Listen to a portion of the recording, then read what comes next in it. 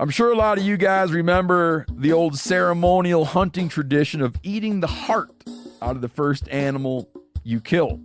Meat from those organs are among the most nutrient-rich foods on the planet. You can get those same benefits your ancestors craved via convenient daily capsules from Heart and Soil. Find out more at heartandsoil.co. And remember, use code MeatEater for 10% off your purchase. There's nothing like snook hook sets at dawn or catching a tarpon in the moonlight. Find your next fishing trip made easy on fishingbooker.com and experience the magic of the Sunshine State or any other destination on your fishing bucket list. Book a blue water adventure in search of sailfish or go snapper fishing with the kids. With over 6,000 captains and trips to choose from, planning your next one just got a whole lot easier.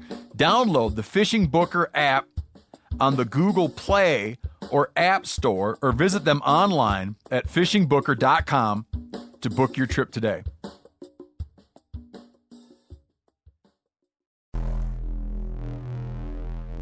Welcome to the Wired to Hunt podcast, your home for deer hunting news, stories, and strategies.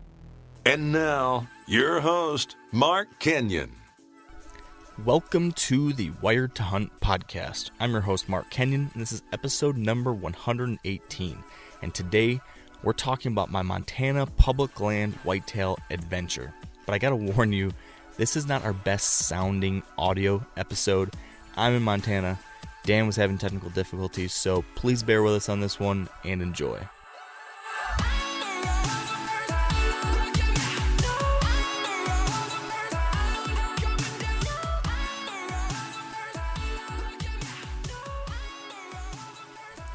All right, welcome to the Wired to Hunt podcast brought to you by Sitka Gear.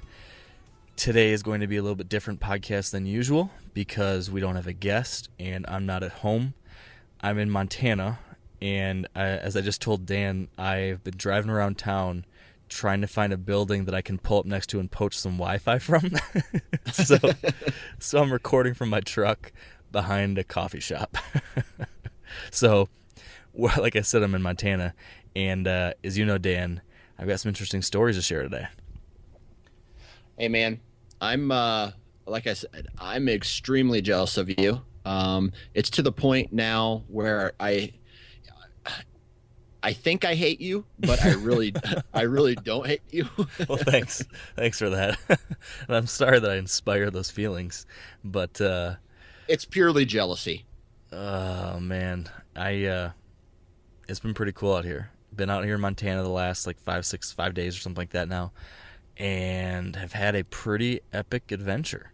Man, it's been fun. And I've got a lot of stories I want to tell. I want to tell everyone about how this hunt has gone, that we've been talking about for a few months now, kind of building up to this trip.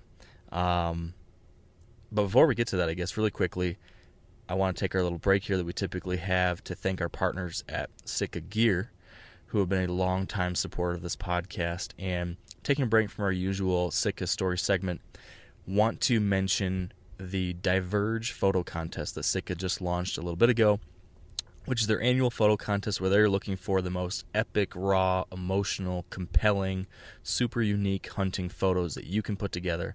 And they are, then compiling all these pictures and then allowing us, the tribe members, to vote on which ones we think, are the absolute best later this year. So that contest just launched. If you want to submit your photos, you can do that at sitkagear.com/diverge.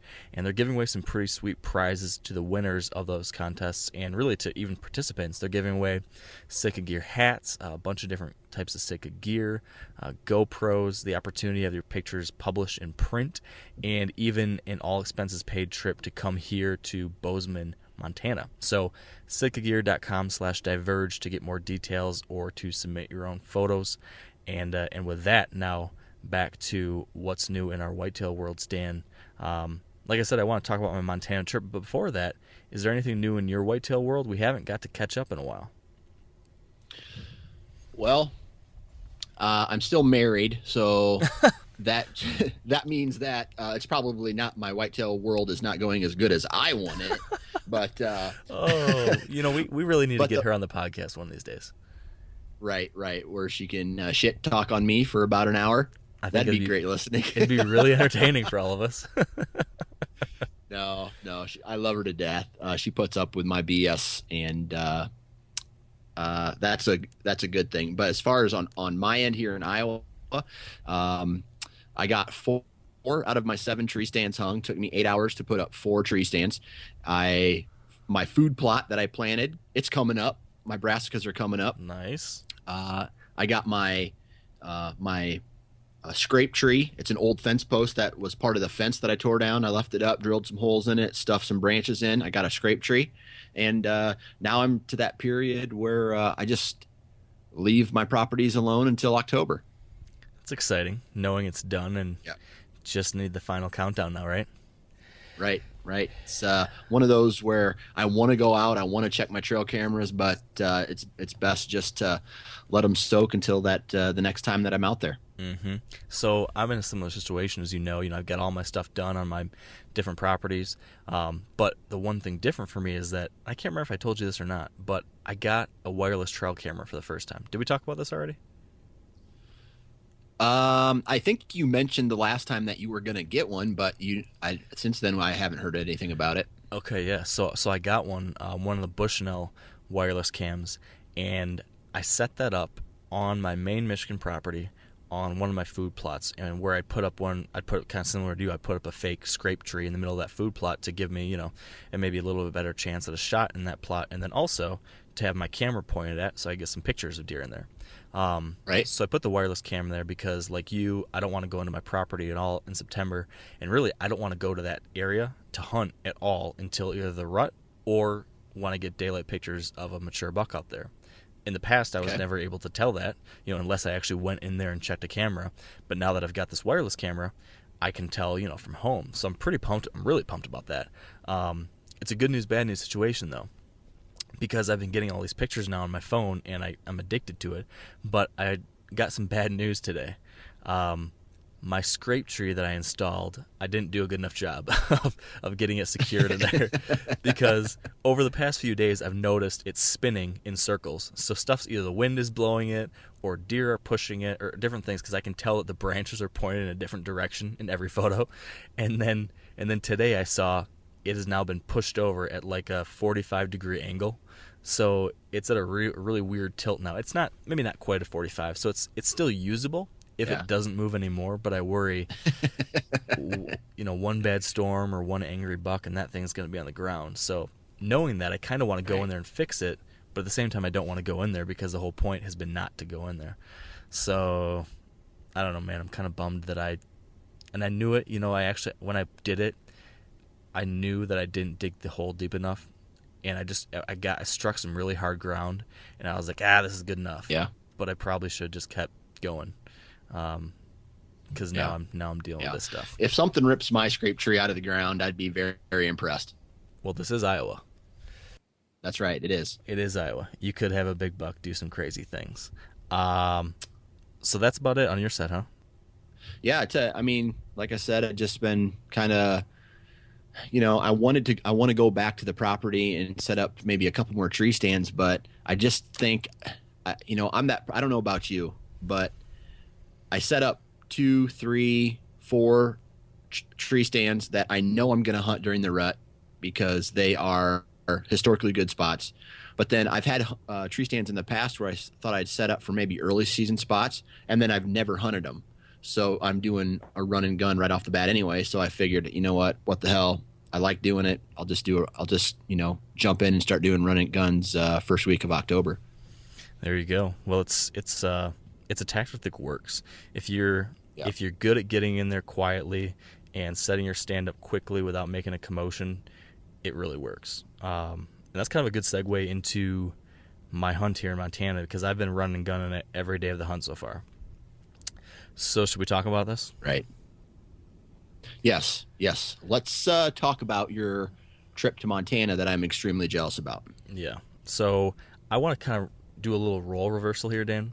And I want to let you take the host reins, and I'm gonna. You play the host, I play the guest on the show, because you always do a nice job of profiling hunters on your podcast. So Gotcha.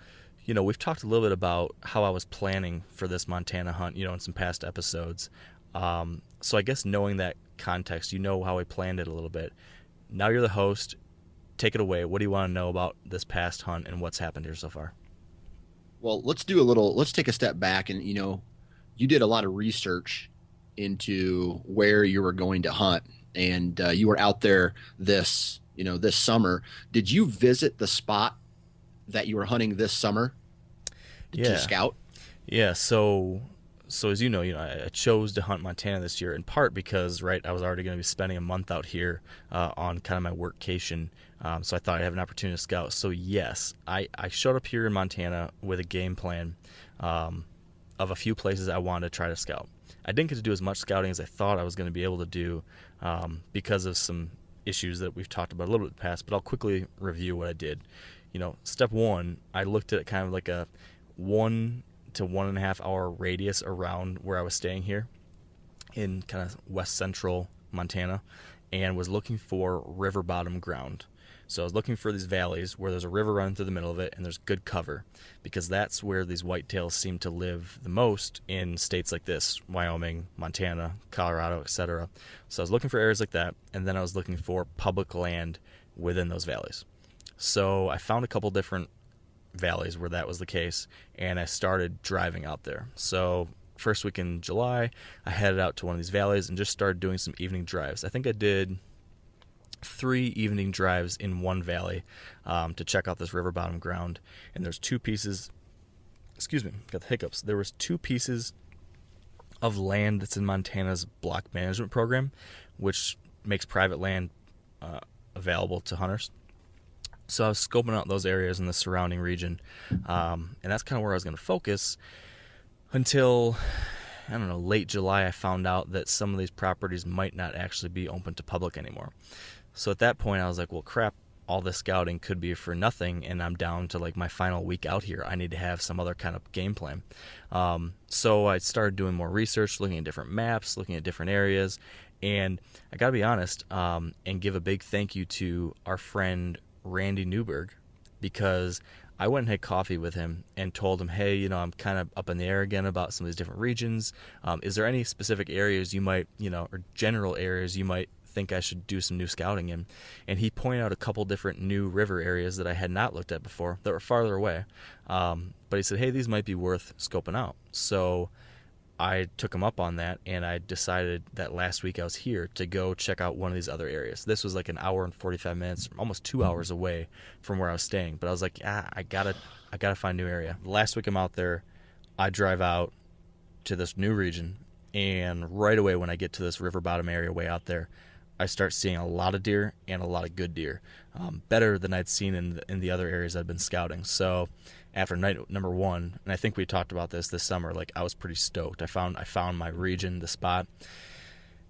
The next night I went back out because there was a piece of public land that I wanted to watch specifically. So I drove out the second night, watched it, and then I hopped out of the truck and just did like a 100-yard walk along the edge of this cover just to like see it a little bit. And then that was it. Then I had to go home like 2 days later. So that was the extent of scouting I got to do out here in Montana. One night drive by. Okay. And then one night drive by, and then a quick 100-yard walk along the edge of it. That is all I had. That takes me to August. I then, based on the fact that this one little piece, I really liked this little piece, and it had a neighboring piece of block management land that I thought was going to be open to public. Now, as we talked about a couple weeks ago, at the end of August, I found out that was no longer public. So now I just had a small piece of public next to this private, which had all the food, but I could hunt the cover next to it still. So that was my game plan coming into this. I thought, okay, I'm going to show up and I'm going to try to hunt this little piece of public next to the food. And if, we're going to see how that goes. And my game plan was, and maybe I'm getting ahead of myself here, but, well, I guess what do you want to know next? That's the scouting I did leading up to this. So you got your scouting done, and then when did you realize that when you came back here, because you came back for the hunt, but then you realized some things had changed, right? Yeah. So, and for the listeners, just so you know, Dan sounds a little different now because we had to just switch things up. We had some bad service issues. So Dan's on his phone now. I'm on my computer now. So to your question, Dan, like I just said, the part of the public land I thought was going to be a hunt, now I could not hunt anymore. So I now was showing up to hunt a smaller piece. And because of that, I did have a backup plan, kind of. I was just going to say, so that property kind of fell through for you. You kind of had a little bit of a backup plan. By losing that piece of property, did it mess things up big time for you, or were you pretty comfortable with going into that smaller piece of that public ground and making a go at it? I was a little more nervous just because the original piece had all the food on it. So I knew, I had thought, okay, I'm going to go in there and I'm going to be able to hunt this food easy, and these bucks and all these deer were coming out to feed into this. I assumed they'd be doing it pretty consistently. My worry was that now that all I could hunt was the cover, my question to myself was, can I get into that without spooking deer in the afternoon? That's what I didn't know. So because of that, I did a little more research. I found a couple other properties within about a 20-minute drive, some block management, some other, that I could hunt if I had to. So I said, okay, I'm going to go in there the first night or two, hunt this original property, and observe. I'm going to play it safe and observe, see what I see. And if I can hunt it, and if I see some quality bucks, or if I see deer enough, then I'll keep hunting here. But if not after the first 2 nights, then I'm going to go explore these other 2 areas. I didn't, given the fact I only had 7 days to hunt, I couldn't devote too much time to any one spot unless I knew it could produce. So the plan for night number 1 was to just get to the edge of this cover, between the food and the cover, in that little transition area. Try not to go in too far because I didn't know where they're bedded, and just observe. So that was my game plan when I showed up Saturday afternoon with that plan.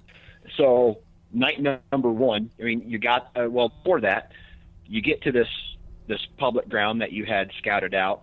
Did you run into any other hunters out there? So at first, no. I pulled up to the parking lot area kind of thing, and there was no one else there. There was a little campground there where I was planning on staying, and there were a bunch of other hunters at the campground, but I talked to them and they were elk hunters. So I was feeling pretty good. I parked my truck, got all situated, and started hiking in. And I just took my sweet time getting in there. And I had already, studied my maps, and I kind of located this first section of trees I thought I could get to with minimal intrusion, but that would give me a good view of both this kind of covery area. It's kind of a mix of willows and brush and grass. That's where these deer are bedded, and some cottonwood trees. And then I could also see this alfalfa field to my east. So I snuck in there, and I brought a stand and sticks with me, and I got that tree stand hung up. I cut a few shooting lanes. It's quite not really shooting lanes. It was just the tree I was sitting in. So I just kind of opened up a couple holes in the tree I was hunting so I could get some shots. But as I was doing that, another vehicle pulled in next to mine, and a couple bow hunters stepped out of there. So I'll kind of just walk you through how the rest of that first night went. So I got up there in the tree, saw these other guys. I'm like, crap. I really hope they're not going to come over here by me. But as I'm, kind of moaning and groaning in my head about this, here comes some deer out of the cover heading towards the field. And then it just kept going and going over the next hour and a half. Doe, little buck, doe, little buck. Lots of deer started piling out, and I was feeling pretty good because my little observation stand that I thought would be a good observation stand and also might have a chance of seeing some bucks because there's a number of trails that did come within range there. I had picked a pretty decent spot because I was seeing a lot of deer, and some of them were close. Maybe 30% of the deer were within shooting range, and a larger portion maybe were a little bit farther south of me. But I was feeling good about, the fact that it had only been an hour and a half of hunting, and I was seeing all these deer. Just as we started getting to the point where maybe I thought, a bigger buck might be coming through because it was maybe an hour and a half before dark now. One of these hunters comes walking through, and he was hunting on the ground, just kind of walking around with his bow and arrow, and he spooked a bunch of deer and walked to within 50 yards of me maybe, and then he saw me up in the tree. I just kind of waved at him, and then I don't know if he saw a deer or something because he saw me, and then he knelt down and faced the opposite direction of me and just sat there looking for 15 minutes right in front of me. And I'm like, all right, I don't know what you're doing. I just kind of assumed that there must be a deer on the other side of this brush that I can't see, and he's going to wait it out and try to shoot this deer in front of me. And finally that didn't work out, I guess, because 15 minutes later he got up and walked out. So I was kind of bummed about that. I was hoping, one of the things I was really hoping, given this whole Montana idea, was that being so far away from most city centers and being in an area where whitetail hunting is not nearly as popular, I was thinking I could have maybe a relatively pressure-free public land hunt, which is rare. But it didn't quite work out. So those guys kind of screwed up my night number 1 hunt. But still, about an hour after they disappeared, after those guys left, a couple young 2-year-olds, 10-pointers, or maybe one was an 8, one was 10, they came walking right by me and saw a few more deer. And then just towards last light, I spun around and could look in these fields behind me, and a little farther south of me, just through some little holes in the leaves, I was able to spot a couple shooter bucks, maybe 150 yards out in the field, south and east of me. So I felt really good. Just now describe a second what a shooter buck in Montana is for those listeners. Well, for me, it was a minimum of a 3-year-old, hopefully older, but a minimum of a 3-year-old buck. And just a nice representative buck. I didn't go into this trying to shoot a giant or setting some kind of like super high standards. I was going into this thinking, hey, this is going to be a pretty big challenge. Going into a totally new state, super far from home, public land, camping out of my truck. Right.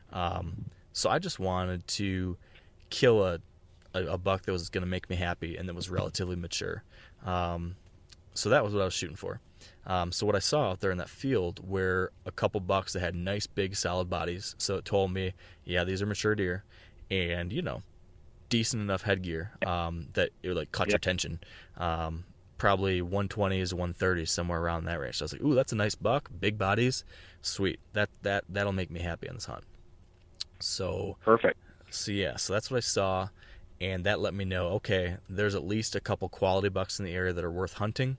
And they're within, somewhere within this area. They had to have come off the public land somewhere because of the direction they were walking and where I saw them. So I knew, maybe it wasn't right where I was hunting today, but I knew that there were bucks that I could possibly hunt. So that night hunt ended. I snuck out and I said, okay, I've got to make an adjustment tomorrow. But that was what night number 1 looked like. So do you want me to move on to night number 2, or do you have any questions about that hunt? Well, my question is, did you hunt the next morning, or were you strictly hunting afternoons? Yeah, so my plan was to not hunt the first couple mornings because I had a really good situation for evening hunts. Mornings I felt less confident, so I thought, okay, hunt the first few days, just the evenings, play it a little bit safe, figure out how the deer are using this area, where they're bedded, when they're coming back to bed, all that stuff. And then if you figure it out and you think you can hunt mornings, then I would do that the last 4 or 5 days. But the first couple days I was going to play it a little bit safe and just try to learn. So also the other thing to keep in mind is that right towards the end of my first night's hunt, it started to rain. And it was on pace to just keep raining for the next 2 days almost. So it started raining that night, and the next morning I woke up and it was raining like crazy. And so my plan was to just hop in my truck. Well, hop out of the back of my truck into the front of my truck and just scout from the road again. And so I got up really early and just drove around some of these hills I could see down into the crop fields around the public land. And I was just trying to see, okay, how long do these deer stay out feeding in the morning? When are they going back to bed? Where specifically are they going back to bed? And, are there some other areas of this public that maybe I didn't realize could be good that are good? So that's what I kind of tried to figure out. And I found another field on the other side of the property that hadn't had deer in it when I showed up in July, and did have some bucks in it this morning. This was like Sunday morning, I think. So I was like, okay, hey, there's an option B on this piece. But then I also saw a bunch of deer on my main section going back into bed on the public. So what were these food sources that these deer were heading out into? Yeah, it was just a great big giant alfalfa field with a handful of trees in the middle and some little grassy breaks and stuff in and around there, but mostly just big open alfalfa field that they were just Is there a lot? Was the numbers? I mean, from just from a number standpoint, are there a lot of deer? Did you see a lot of deer while you were hunting out there? Yeah, so that was a big difference between a lot of other places I've hunted. Just a lot of deer, like way more deer than I'm used to seeing most other places. So they've got the cool thing about at least this area, and I think it's relatively consistent in a lot of good parts of Montana, is that there are very high deer numbers, and there's really a really great buck to doe ratio because there's just not very many hunters. So it's not like here in Michigan where all the bucks, year and a half old or anything, are getting shot. So in Michigan, there's like 1 buck to every 5 does or something crazy like that. I mean, it's horrible. But out here, it's like 1 to 1. I saw just as many, if not more, bucks than I saw does, and a very evenly distributed age structure. So I saw year and a half olds. I saw lots of 2.5-year-olds. I saw lots of 3, 4. So you're seeing, lots of nice bucks. So just from like a enjoyment standpoint, it was a blast just seeing a lot of deer and seeing a lot of like nice looking bucks that would like at least get your heart pumping enough to like pull up your binoculars and say, "Ooh, is that a shooter?" So that's what I was seeing. So it rained. Day 2, it started off raining in your truck, so you went on a little drive. Did that rain let up towards the evening of night 2? No, it just kept on pouring. So I scouted in the morning, then I came back to camp.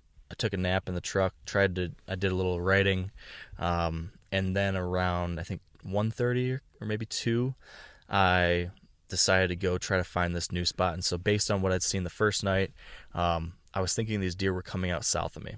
And there was a change in wind direction that kind of compelled me to have to go even farther south to be able to hunt without having my wind blow back to where I thought these deer might be bedded. So I drove to the other side of the section, parked my truck, put another stand and sticks on my backpack, threw on my rain gear, and hiked out to this new area, crossed the river, found another stand again that I thought I could get into and see this area better. And this spot, this time I could see the fields much better than I could night number 1, because now my goal is, okay, I know they're not way far up north where I was. How far south are they? That's what I wanted to figure out. So now I'm on the far south part of the property trying to confirm where in the middle is this action happening. And it didn't take long for me to figure that out. Literally, I'm hanging the stand still. And it's maybe 3 o'clock, maybe 3:30, I don't know. Pouring rain. And I'm hanging the stand and I look out across the field over by where I was hunting on the first night. And here's like 6 bucks coming out into the field. I'm like, son of a gun. And that was kind of the big lesson from that night. I didn't see hardly anything down by where I was hunting, like 2 does. All the deer, like 40 deer or more, including, 15 bucks, maybe more. All of them were coming out into the northern section of the field, near where I was hunting the first night, although maybe not ultimately right by there. And what I kind of found is that the reason why that was happening is that section of the field was lush green alfalfa still. The section down the south had been cut and was like all dried up, and the deer weren't feeding down there. So that was what I took away from that. Oh, and I saw 2 bucks that like for sure I was like, okay, those are for sure shooters. There were a bunch of like tweener bucks, and then there was 2 that I saw like, okay, those definitely nice big body, representative, nice respectable buck. So I, again, felt good, and I knew that those bucks were coming out somewhere in this region. And I'd say it's like like 100 to 100, maybe like 150 yard tall, like north to south section of field that comes out of this adjacent public land. So then that left. I snuck out that night, and I had a game plan of the fact that, okay, I need to move back north, but I think I need to make one final tweak. Okay. So the next question I have for you is in regards to where these deer are coming out, the bedding area, the ending food source of where they were going. How big of an area were you playing with here in terms of acres? The whole large section was probably a couple hundred acres, maybe. Okay. But the actual small area that I was focused on couldn't have been, well, maybe I'm wrong. Maybe it's less than that. Maybe we're talking like 100-acre area total. But the micro region that I was focusing on was really like probably, maybe like 20 acres. Because really I was hunting right on the edge of the private land and the public land. So right in the edge of the cover and the food. And then it was just like maybe like 400 yards wide from north, or 400 yards long from north to south maybe, and then covers on the west side, foods on the east side, and I was just working my way up and down that line from north to south, trying to figure out where is the transition point, where are they coming through the most. And then there was, I don't know how deep the deer were into the cover that they were bedded, but one of the main things I found on night number 1 is that they were not bedded right in the edge. So I could move up and down that transition line safely early in the day without worrying about spooking deer. So that gave me confidence for the next day that I could sneak in there and hang a new stand and just make that small adjustment because I didn't need to worry about spooking deer as long as I was in there early. I will point out that every night the deer were moving super early. I mean, by like 3 o'clock probably every day, 3:30, somewhere around there, there were deer heading out to feed, which was pretty surprising to me compared to most other places I hunt. But these deer aren't pressured too much. And another interesting thing that I noticed was the moon time. We've talked to a lot of different people about the moon time. I picked up the 2016 version of the Moon Guide, that Adam Hayes and Joe Miles and guys like that talk about, and that just shows you the overhead and underfoot times for the moon. And as we talked about, what a lot of people believe is that when the overhead or underfoot time for the moon coincides with that last couple hours of daylight or first couple hours of daylight in the morning, that can lead to increased day movement. Well, that was happening during this week that I was hunting. So I think those first couple days, the red moon time was like 3:30, 3:45, and then day 3 was 4:20 something. Wow. So, it just could be circumstance, it could have been coincidence maybe, but at least in this case, the deer movement times coincided very closely with that moon time. So that was kind of an interesting thing I saw. All right. So it's night 3. You're getting ready to go set up on night 3, right? You didn't bump any deer going in. You're set up. How long was it taking you to set up, and how long from the time that you started, you got rested in the stand until you were seeing deer? Yeah, so I want to rewind just a little bit and describe how I got to that point, because so like I said on night number 2, I saw these deer were farther up north, but that night I sat there thinking, okay, I've got a tree stand up there already that I could just walk in and hunt, but I wasn't seeing the mature I wasn't seeing the big bucks come by that location. Now I knew that part of that could be because those guys came walking through and spooked some of those deer. So that could be the reason why I didn't see the shooter bucks. Or I also knew that I could not see very far south of me from that stand because of these different trees and the way that I couldn't trim out at all. So I knew that there were deer moving through that I couldn't see between me and the river. I was probably about 100 yards from the river. I was 100 yards north of the river, and I heard a lot of deer splashing through the river, and I'd seen these other deer pop out into the field that I never knew where they came from, but I knew that they must have come out somewhere around there. So I sat there thinking, well, I could hunt the easy stand that's already there, or I could bring in another stand and set up a new stand like 60 yards or 50 yards south of where I hunted that first night. So I ended up deciding to do that because with a short amount of time, you just got to be a little more aggressive and make things happen. And I thought, given the wind direction I had, which was west-northwest, given the wind direction and given what I'd seen on night number 1, number 2, my hypothesis was that there were deer filtering all throughout this little section. But the bigger bucks were probably bedded in what looked like the very best cover, which was right along the edge of that river. So if that was the case, that means they are probably the deer that were traveling these trails parallel to the river. That was my hypothesis. And with the wind direction I had, it was going to blow my wind out to the west and a little bit, down to the south.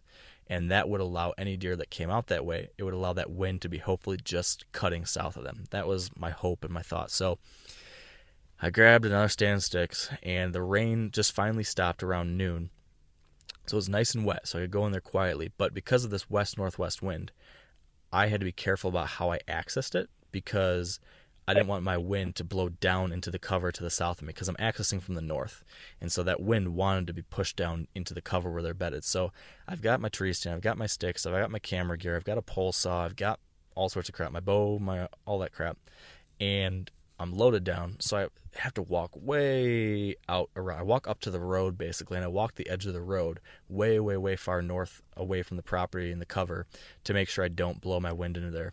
Circle around, get into the bottom, the river bottom area, and I just took my sweet time. I was just really careful and really quiet, and it was like 1:30 in the afternoon, so I thought I was in there early enough, and got down to the edge of close to the edge of the river, and when I got to this area I wanted to be, I was torn between two different trees.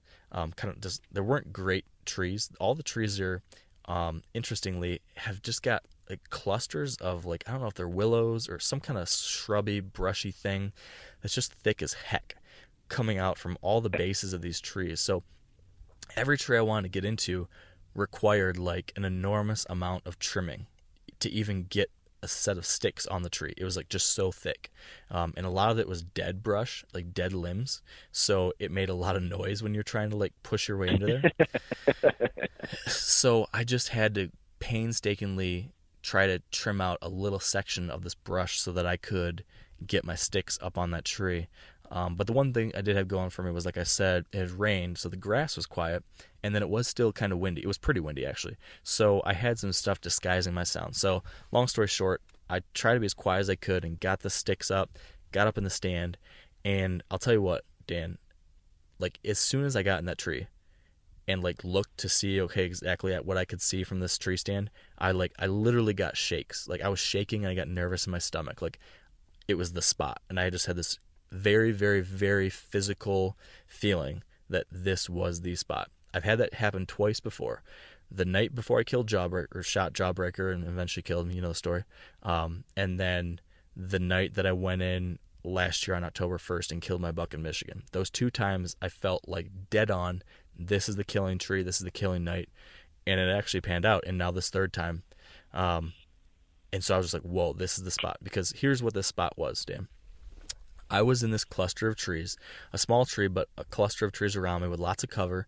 And then, like I said, there was this like shrubby, nasty growth all underneath me. And what I did is I didn't put my tree stand too high. I just situated enough that like my lower body was still covered by those shrubs. Just my upper half was above it. So you couldn't see me basically at all if I was sitting down. Just if I stood up, I could shoot over it to most anything around me. So I had awesome cover. And then to the north of me, I could see this grassy field, this kind of tall grassy field that I had been able to watch the first night, but I could see more of it now. And I had a number of trails converging within about 15 yards of me, all converging down to a low spot in the fence between the private and the public. So there's deer funneling that way to cross there. Okay. And then to the south of me, I had the river about 40 yards away, 45 yards away the river was, and then I had several trails running parallel between me and the river. So any deer that wanted to travel through this area basically were pinched down around me on either side, and my wind was blowing parallel to those trails. So they would either be north of me or south of me, but hopefully it would be, it wouldn't be any kind of like direct wind type situation. So I felt really good about it. And now to answer your question you asked like 10 minutes ago, as I'm hanging my camera up, like my camera arm, I catch a glimpse of movement like almost right underneath me, and here's like a 2-year-old 8-pointer 20, 25 yards away while I'm still getting set up. And so I'm like, crap, he must have seen me. So I'm just frozen, but he's just kind of looking around. And then he beds down 20, 25 yards away from me. And I'm like, well, crap, now I can't move. So I'm stuck there hoping. Yeah, it was awful because I still don't have my stuff ready. I think my bow is in the tree, but my camera gear is not set up. I've got my extra warm layer still hanging on limbs because I hadn't put those on yet. But finally another buck comes through. The first buck stands up. They slowly walk off. They walk down, cross into the field, and they do get into my wind. So now I'm like, okay, this is the moment of truth. Are they going to wind me, or will my scent control program work again? And, luckily, the whole system that I apply, which you know about, I spray down scent away, I put nose jammer on my boots and my tree, and I use ozonics machine. That all worked because they got to my wind stream. They stood there for a second, sniffed around, and then just kept on going. So that was like a huge sigh of relief. And I finally was able to get my camera gear set up, got my bow on the hanger, and I got kind of situated. I said, okay, now things are going to happen. So that's where I'll leave things off. Was there any terrain features? I know you were talking about a river bottom.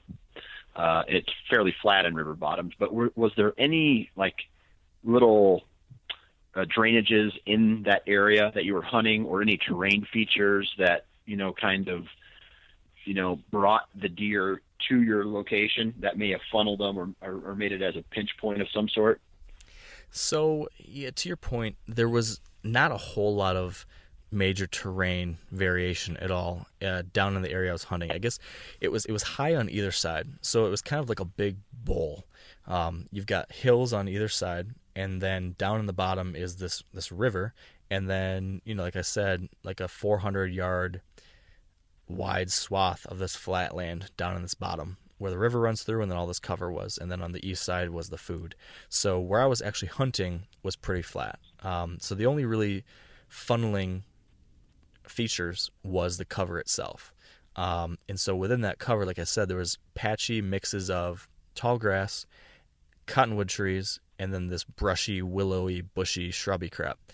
So what seemed to happen is that they were bedded in that very thickest stuff, but they would travel into the openings, but typically were kind of along some of those edges. But what I really saw was actually from the maps, and then confirmed when I was on the ground. But even on the maps, I got a Huntera map from Ben and those guys made up for this piece of public, since this was my number one option. From that map, and then from looking at some different online options too, even before I had that map, you could actually see trails from the aerial view where these deer were using a lot. So I knew a couple of these areas, and so based on that, I knew that there seemed to be a lot of trails paralleling the river, and then there was a couple more just north of that. And now I was situated right between those two spots. And it seemed like those were the main features. And why exactly they use a couple of those trails in the middle of the grassy area, I'm not quite sure. But that's kind of what I was seeing. All right. So $2 right away before your gear ever, you finish setting up. Did you get as those $2 worked their way away from you out into that field, did more deer automatically start coming out, or did you have time to get situated? So I had time to get situated, but not very much. I had just gotten things situated, and then the kind of parade started. Little bucks, does, a little buck, a couple more does. But I'm situated, I'm watching.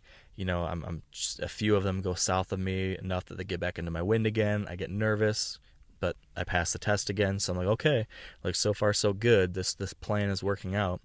And I'm sitting there. I can't remember exactly what I was doing. I think I was watching this doe and fawn that had gone out into the field. And I happened to just catch a little glimpse of something underneath me, like a little flash of movement. And I look down there, and there's a big buck literally right underneath me. But like I told you, there's this brush. And so like you can see him, right, but there's no way I could shoot him.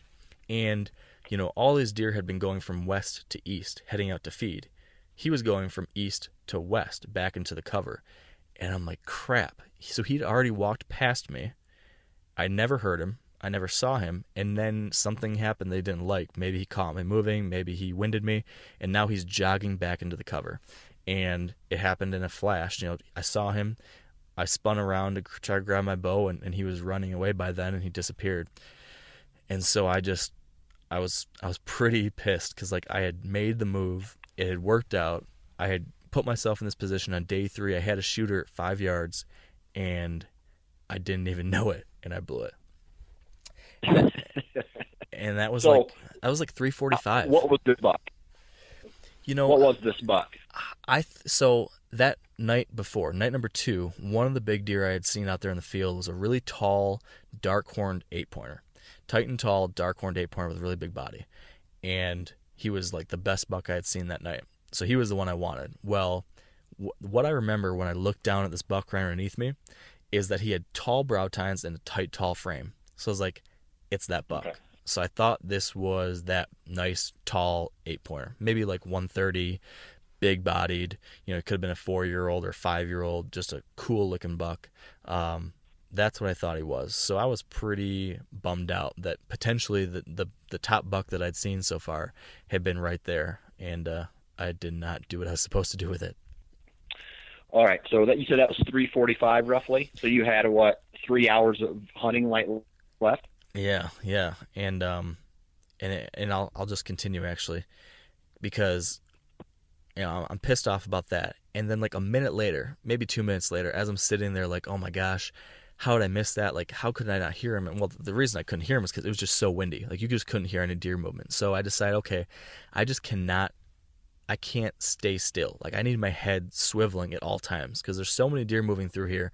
I need to make sure I spot one of these bucks come through, especially on that one section where that buck had been. I had a very, very small window that maybe, I'm not sure, but he might have walked through the small window. So I needed to make sure that if another buck came through, I spotted him before he got into the cover right underneath me. So I'm just head on a swivel, back and forth, back and forth, back and forth. And like 2 minutes later, bam, here comes a little buck, a doe, big buck. Big bodied, heavy horned 8-pointer. Not like a huge frame, but just like a nice, heavy, big bodied 8-pointer. I'm like, all right, here we go. So I grab my bow, turn on my camera, start filming him, and he's at like 60 yards, and then he comes in to 55, 53, and I'm like, okay, he's going to keep angling in towards me, but then he stopped at 52, and he just stood there. Kind of looked around, and the other deer were filtering out, and then they all started crossing the fence right there at 52 yards, so they weren't coming to the closer trails. So I wait, hoping maybe he'll come my way. He turns, starts going towards the fence. I do one light contact grunt. He doesn't hear it. I try again a little louder. He hears it. He looks up, takes like 2 steps my direction, keeps looking around. And then he turns, hops the fence, and keeps going. And I wasn't going to do any kind of crazy aggressive calling because it's so early. I just thought maybe I could get him to check it out based on curiosity if I did a couple light contact grunts, but if that wasn't going to work, right, I didn't want to spook all the deer. So I watched him feed out into the field away from me, and off he goes, and a few more deer filtered through, same story. And for the next like 45 minutes, I'm like on edge, like I said, constantly looking, didn't want to miss a deer. But at about that, like, I don't know, it was like 4 o'clock or 4:10, somewhere around there. I don't know, give or take, somewhere around this general region.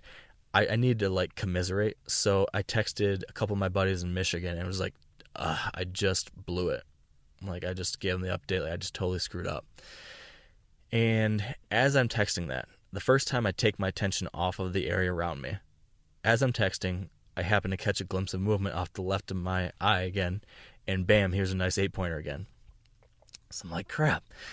Spin around, look at him, looks like a shooter. Grab my bow, turn on the camera, zoom in, grab my rangefinder, and then I'm like, maybe not. I don't think he's mature. He might have been a 3-year-old, maybe a 2-year-old, kind of iffy in between. And I was like, you know what? If I don't immediately want to shoot him, then I'm going to pass him. Like, if he's not a for sure shooter, I'm not going to shoot him.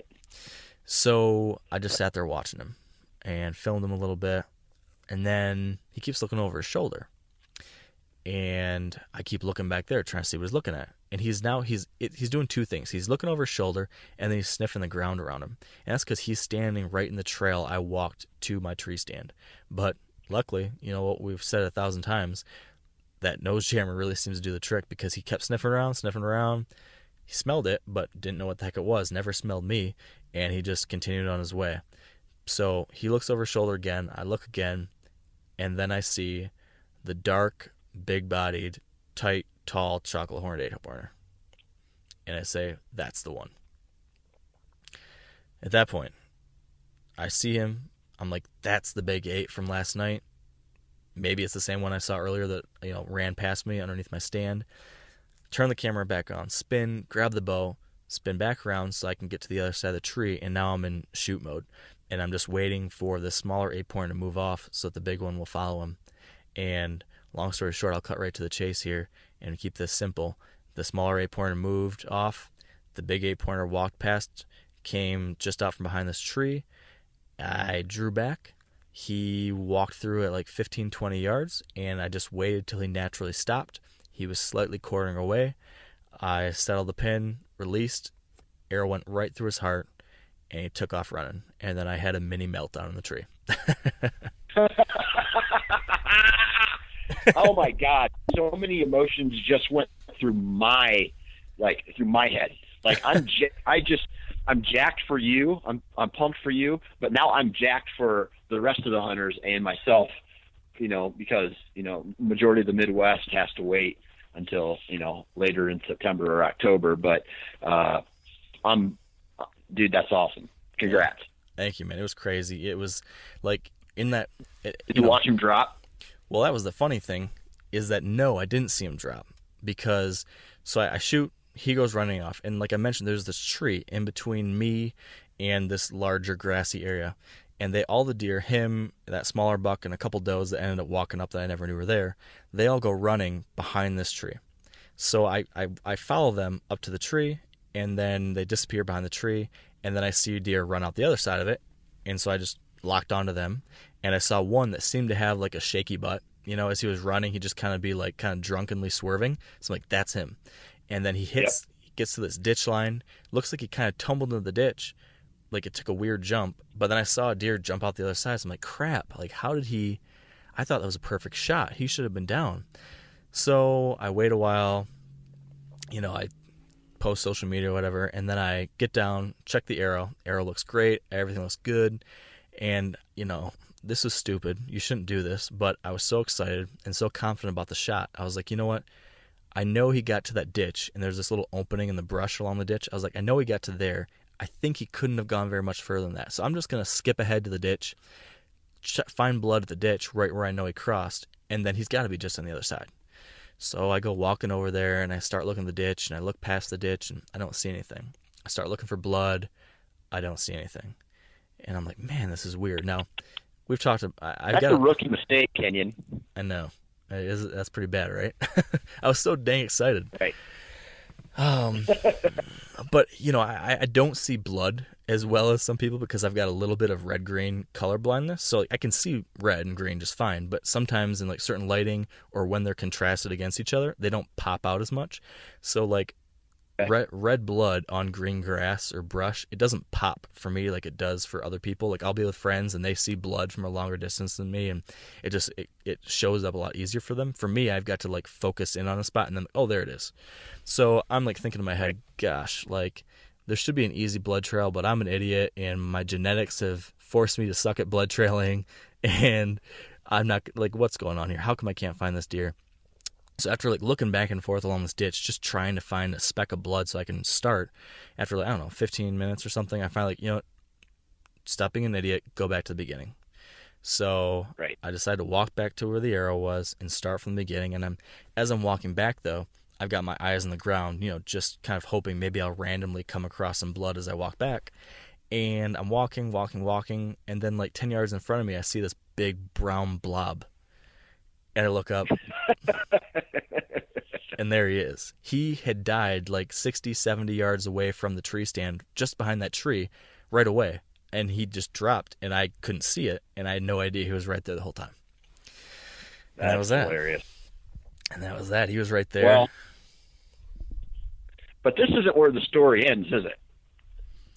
Well, I guess what do you specifically mean? Because not completely, but... Well, you found the deer, right? And you had to drag him back to your truck, but did you forget something? Oh, yeah. So in my excitement, of surprisingly coming across the buck there, I immediately, and this is in the aftermath, I realized what I did. But when I spotted the buck, I set my bow down, and then I ran over to the buck, and I got my camera out, and I filmed the, recovery, and was all happy, blah, blah, blah. And then at that point, then I realized, holy smokes, I have so much work to do tonight still, because I'm all on my own.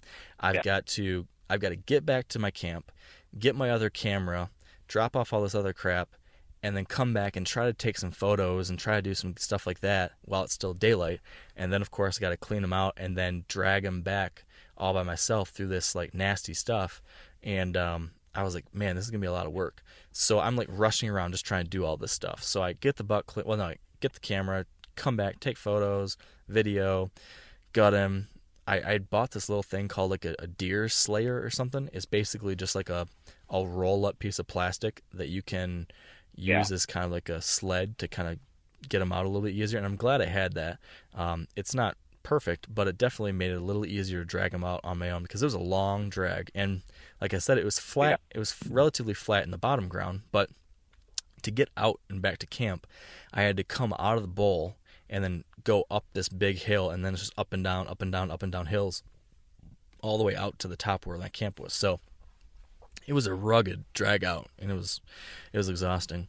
So I get back to camp finally with the buck. It's after dark. It's like, I don't know. I shot that buck at like 4 something, and I got him back to camp at like, I don't know, 10:30, 11:30, somewhere around there. So I'm zonked, and I'm like getting stuff around in camp and thinking about what am I going to make for dinner. And then I think to myself, where's my bow? And I look around camp. Did I set it down on the table? Did I set it on the ground? I cannot find my bow. I lost my frickin' bow. So I was kind of panicky that night. And I'm like, oh my gosh, did I like set it down where I parked my truck? Like, did I run over my bow somewhere? Did I leave it out in the middle of the woods somewhere? So I thought about just going out right then at night and trying to find it, but it was dark and I was whooped. So I thought, okay, I'll go out first thing in the morning because I had to go out and pull down my tree stands anyways. So that's what I did. I waited till first light the next day, snuck back out there, and the first place I decided to go was back where I saw the deer, where I found the buck, because I started thinking, well, maybe I had it and dropped it there. And that's what I did. I'd set it down right next to the buck, or not right next to it, about 15 yards away from it. And there it was, covered in frost. And got my bow and pulled down my tree stands and hurried back up to the truck and drove back to town and dropped off the deer at the taxidermist. And that was that. Because you're not coming back, right? So that bow kind of finding it was probably a big relief because you weren't coming back, or you didn't have a backup bow because you're going right to the mountains for elk right now, right? Right. Yeah. I was like, I really need to find this stupid thing because I'm gonna have a really boring week. I'm gonna have a boring week in the mountains if I don't have a bow out there. So yeah, right. I found that and got back into town, and I dropped off the buck at the processor to get the meat taken care of, and took the skull to a taxidermist here to get a Euro mount done because he can't bring back a full skull with brain matter and all that kind of good stuff into Michigan. Right. So had that taken care of out here, and then I'm here in Bozeman, and I'm all ready to rock. Now, funny story, I had so much fun out there that originally my plan was to hang out here in town until I go elk hunting and just like fly fish for a couple days and do some work. But I got to thinking today, it'd just be fun to go back to my spot and just hang a stand and watch these deer and film these deer. So I actually think after we get off the air here tonight, I'm going to drive back to my original spot and just sit out there for a couple days and watch and take some pictures and video and just kind of enjoy deer as a spectator. Heck yeah. I think that's an awesome thing to do because, if you ever want to come back to Montana and do some hunting in that particular area, you're going to know, you're going to have a great idea. You're going to be able to, even just a night or two as a spectator, you're going to learn, so much more about that property. Yeah. Yeah. Just keep learning. And maybe I can take a thing or two away from that and apply it to a future year, because this is definitely the kind of spot I'd be interested in coming again. I mean, it was a lot of fun. I saw a lot of deer. There were nice bucks and beautiful, beautiful area. And, not a lot of other people. There were those 2 guys that one night, but that was it. So, man, it was just a super cool experience. And, coming into it, I knew it was going to be a big challenge. To be honest, was like a little intimidated. I was like, wow, this is like a lot of new stuff, like new state, new time of year. I've never hunted this time of year. I've never done a big out-of-state trip that was 100% dependent on public land. So a lot of new things, and I did not know if for sure I'd be able to pull it off. So having actually been able to do it, in 3 days and make the right adjustments and moves and stuff was really, I don't know, it was really fulfilling and fun, and I'm very proud of having been able to do that and have this trip, and it was just a cool experience too. Now my question is, you've hunted other states, right? Oh, yeah. But the trip is just, from Michigan where you live to Iowa, what's that, 6 hours? Yeah, to the edge of Iowa is about 6 hours. So now from where you live to where you hunt, what was that, a 20-hour drive? 23-hour drive. 23. So what is there a difference going even further than that? I mean, what did you have any expectations going into this hunt? I mean, were you okay with failing? I mean, as the hunt would have gotten closer to an end, were you going to go for a lower caliber buck? Were you going to shoot a doe? What was your goal? Yeah, so like I just said, going into it, I knew it was going to be a big challenge. So because of that, right. I was pretty focused on like just trying to have a great experience and like look at it as like an adventure and a learning opportunity. Right. So I had relatively low expectations, but I also thought I definitely thought I put myself in a position that I could succeed.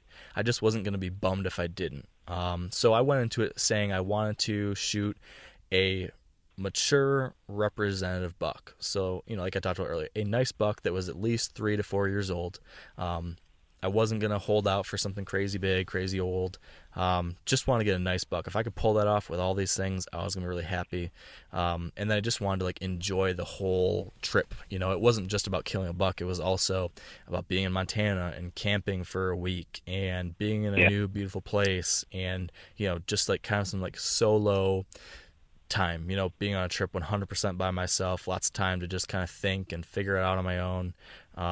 So that was kind of my goal, is to just enjoy it, learn the area, try something new, and just see if I could like put myself into this new situation and figure it out. That was what the goal was. That's what my thoughts were. As far as like, the type of deer or deer herd, I'd say it kind of lived up to expectations in that way. Like my thought was that, in Montana or some of these western states, there's lots of deer, there's lots of nice bucks, and early season you can get on them with their bed to feed pattern, and that's kind of what happened. That's what I saw. That's what happened. So it was a lot of fun from that standpoint, just because there was a lot of action. You were always seeing deer, and that's a lot of fun, especially at the beginning of the year when you're just stoked to be out there, to be able to be out there and to see a lot of deer and a lot of bucks that like get you excited. That was awesome. Well, yeah, that whole western hunt, has always sparked my interest. But now going west for whitetails, it just seems to me like it's another reason just to go out west. So you sparked my interest with this. Oh yeah, man. It's I think the only issue with me going on all these, I try to go to new places as often as I can. The only issue with that is that I find these spots and I like them so much, I'm like, oh, I'm going back there every year. So I don't know what I'm going to do, because now I'm like, well, I want to elk hunt somewhere every year, and now I want to go whitetail hunt in a western state every year, and I want to do this midwestern state and that midwestern state, and I really want to go to Alaska someday, and man, I can't do it all. But man, there's a lot of cool opportunities out there for hunters if you're willing to try new things and put some time and work into it. That's something I've definitely learned, that you do not need a lot of money and an outfitter or a lease or something like that to go have a quality out-of-state hunting trip. I mean, over the last 10 years or whatever it's been, I've gone to so many different states all over the country now. I've gone east, I've gone Midwest, I've gone far west, and I've done it all on my own.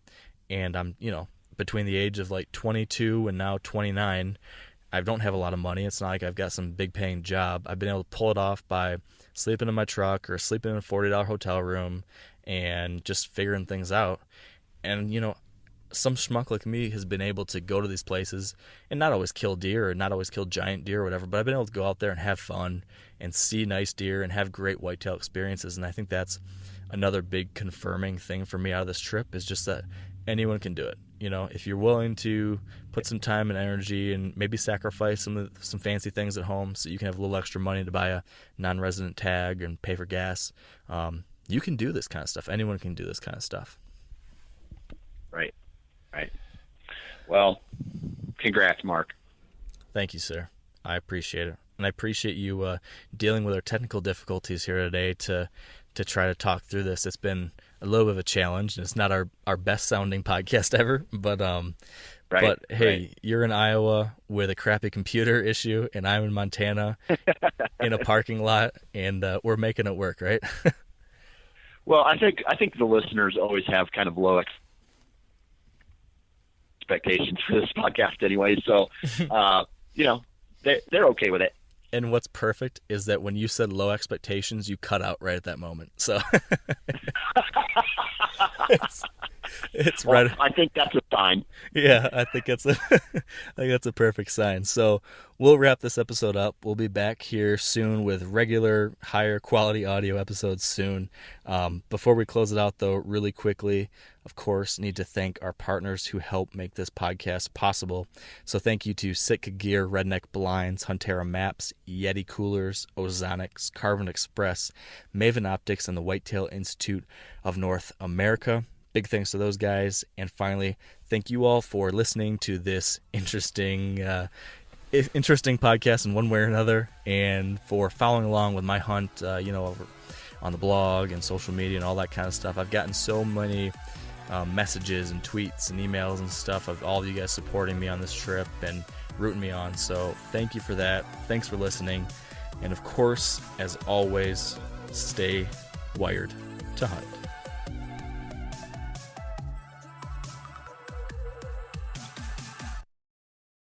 I'm sure a lot of you guys remember the old ceremonial hunting tradition of eating the heart out of the first animal you kill. Meat from those organs are among the most nutrient-rich foods on the planet. You can get those same benefits your ancestors craved via convenient daily capsules from Heart and Soil. Find out more at heartandsoil.co. And remember, use code MeatEater for 10% off your purchase. You ever get that feeling the walls closing in, the concrete jungle suffocating you? You crave some wide open spaces, the chance to connect with nature, maybe in a spot all your own. Well, head over to land.com. They've got ranches, forests, mountains, streams, you name it. Search by acreage. You can search by location. You can search by the kind of hunting and fishing you're dreaming of. Land.com. It is where the adventure begins.